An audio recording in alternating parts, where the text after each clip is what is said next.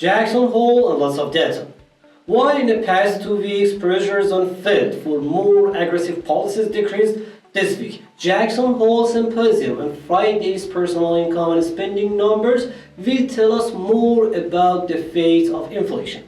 We shouldn't forget that even if inflation fears get less, potential recession can still be scary.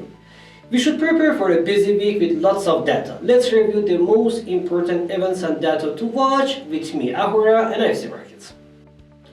Number 1. People's Bank of China.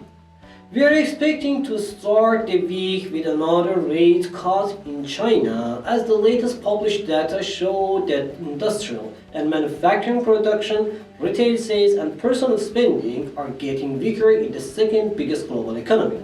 Therefore, it's likely to see that the People's Bank of China increase the supporting level with 10 basis point rate cut.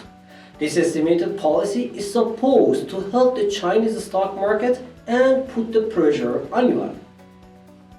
Number 2. PMIs in Europe. European PMIs, including the UK numbers, will be released on Tuesday. In recent months, both manufacturing and service sectors have been under pressure, especially in Eurozone. With sharply increasing CPI above 9 and 10% respectively in the Eurozone and UK, it's very likely to see weaker PMI numbers and less economic activity. We expect these elevated price pressures to continue to pressure growth and sentiment in the following months and increase the possibility of falling into recession as energy supply issue and prices diminish the consumer's purchasing power. Data will add pressure on the stock markets.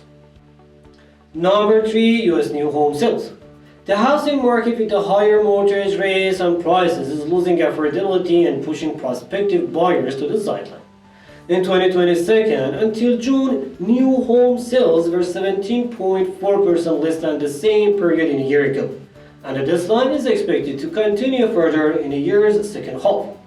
With these predicted data, housing price should reduce and help the inflation to ease in the midterm. At the same time, weakness in the housing market will not favor the stock markets either.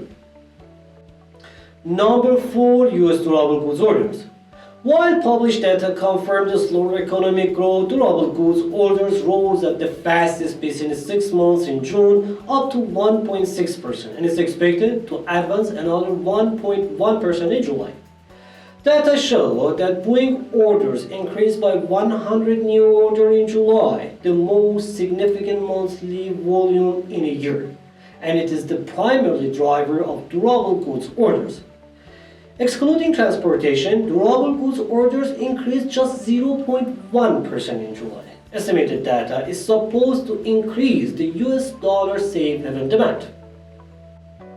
Number 5. Jackson Hole Symposium.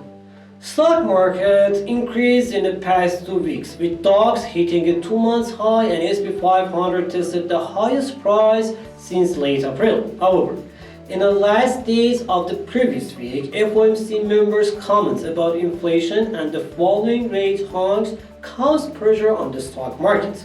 Now, eyes will turn to the 3-day symposium in Jackson Hole in the north of the US to learn more about the possible central bank's decisions, especially in the US. During these days, market volatility will increase.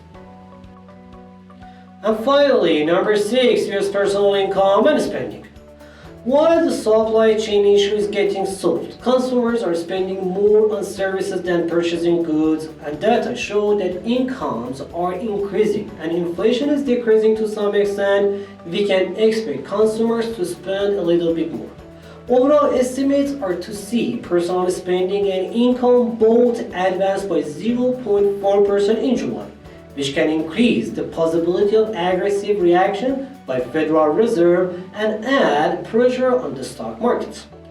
Thanks for watching this video and hope it's going to be an amazing week for all of you.